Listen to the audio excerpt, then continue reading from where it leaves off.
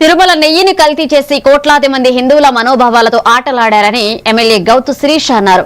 అసెంబ్లీలో ఆమె మాట్లాడుతూ నాటి సీఎం జగన్ 5 ఏళ్ల పాలనలో హిందుత్వంపై తిరుమల కొండపై కుట్రలు చేశారని ధ్వజమెత్తారు.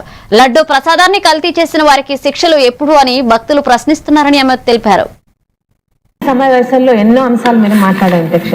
కానీ మొదటిసారి వెంకటేశ్వర స్వామి పట్ల జరిగిన అపరాధం గురించి మాట్లాడడం నిజంగా బాధాకరంగా ఉంది అధ్యక్ష.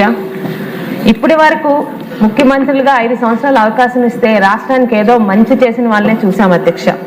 అయితే 2019-24 రాష్ట్రానికి కరోనా వైరస్ కన్నా భయంకరమైన వైసీపీ వైరస్ పట్టుకుంది అధ్యక్ష. 5 సంవత్సరాల అసమర్థ అవినీతి అరాచక పాలనలో ముఖ్యంగా ఇచ్చిన హామీలు కల్తీ, చెప్పిన మాటలు కల్తీ, మద్యం కల్తీ, బియ్యం కల్తీ, తిరుమల మీద హిందుత్వం మీద జరిగిన కుట్ర ఇప్పుడుది కాదు అధ్యక్ష. ఆయన తండ్రి హయాంలో తిరుమలని 2 కంటలుగా చేసే కుట్రతో మొదలైంది అధ్యక్ష. ఆయన అక్కడితో ఆగితే జగన్మోహన్ రెడ్డి గారు 5 సంవత్సరాలు పూర్తిగా హిందుత్వం మీద తిరుమల కొండ మీద కుట్రలు చేస్తున్నారన్నారు అధ్యక్ష.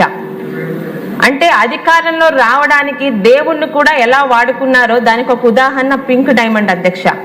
అదే పింక్ డైమండ్ కేసుని వాళ్ళ అధికారంలోకి వచ్చాక 2020 ఫిబ్రవరిన ఆ కేసుని వాళ్ళు వెనక్కి తీసుకున్న దాన్ని బట్టే రాష్ట్ర ప్రజలకి ఈ సందర్భంగా మరొకసారి చెప్తున్నాను అధ్యక్ష, జగన్మోహన్ రెడ్డి మాట్లాడే ప్రతి మాట అధికారంలో రావడానికే. ఆ రోజు